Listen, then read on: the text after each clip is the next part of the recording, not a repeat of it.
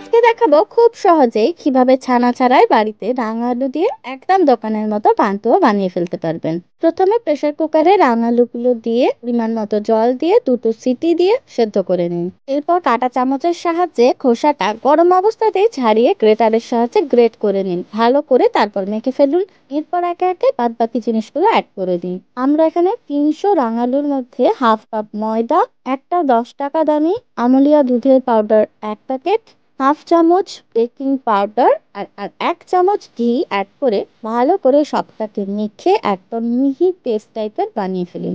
ভালো করে সবটা মাখা হয়ে গেলে দু হাতের তালুতে অল্প একটু করে ঘি লাগিয়ে নিয়ে গোল গোল পান্তুয়ার আকারে গড়ে ফেলুন। এরপর একটা কড়াইতে সম পরিমাণে 1 কাপ চিনি ও 1 কাপ জল দিয়ে চিনিটা জলের সাথে মিশে গেলেই একটা এলাচ ফাটিয়ে এর মধ্যে দিয়ে দিন। তারপর যেই দেখবেন এরকম আঠা আঠা হয়ে গেছে, গ্যাসটা অফ করে চিনির শিরাটা রেডি করে গ্যাসটা অফ করে দিন।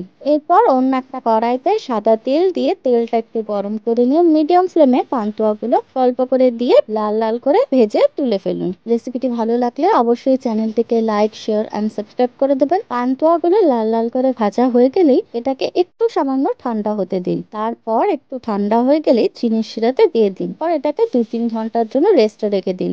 এতে পান্তুয়াটা ফেটে বা চুপসে যাওয়ার ভয় থাকে না। মিনিমাম 2-3 ঘন্টা এটাকে রেস্ট রেখে দিলেই দেখবেন একদম যেন দোকানের পান্তুয়ার মতো রেডি হয়ে যাবে। আপনি না বলে দিলে কেউ জানতেই পারবে না এটা আপনি ঘরেতেই ছানা ছাড়াই বানিয়ে ফেলেছেন। তাহলে রেডি হয়ে গেল আজকের আমাদের রেসিপি। আশা করি আপনারা বাড়িতে অবশ্যই এইভাবে একবার ট্রাই করে দেখবেন। ফিরে আসবো খুব শিগগিরই অন্য একটি রেসিপি নিয়ে।